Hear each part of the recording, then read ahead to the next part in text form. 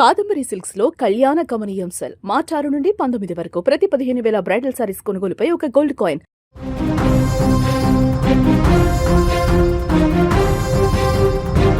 ఇప్పుడు దేశంలో commercial gas close చేయడంతో అద్దాల మేడలు మెరిసిపోయే ఐటీ కంపెనీల మధ్య ఇప్పుడు ఒక వింత పరిస్థితి కనిపిస్తుంది.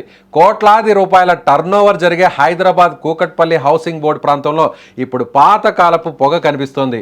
గ్యాస్ సిలిండర్ల కొరత భాగ్యనగర వాసులను, ముఖ్యంగా హాస్టల్ నిర్వాహకులను ఉక్కిరి బిక్కిరి చేస్తుంది.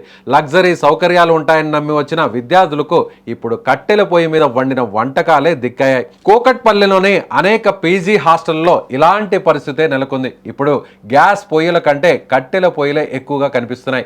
దేశవ్యాప్తంగా కమర్షియల్ గ్యాస్ సిలిండర్ల పంపిణీ వ్యవస్థ ఆపేయడంతో హాస్టల్ నిర్వాహకులు గత్యంతరం లేక ఈ దారిని ఎంచుకున్నారు. రోజుకు వందలాది మంది భోజనం వండాల్సిన చోట గ్యాస్ సిలిండర్లు అయిపోవడంతో వంటగదులు మూతపడే స్థితికి చేరుకున్నాయి. విద్యార్థులు ఆకలితో అలమటించకూడదనే ఉద్దేశంతో హాస్టల్ యాజమాన్యం పాత పద్ధతిలో కట్టెలు తెప్పించి భారీ పాత్రల్లో వంటలు చేస్తున్నారు. ఈ పరిస్థితి కేవలం హాస్టల్కే పరిమితం కాలేదు.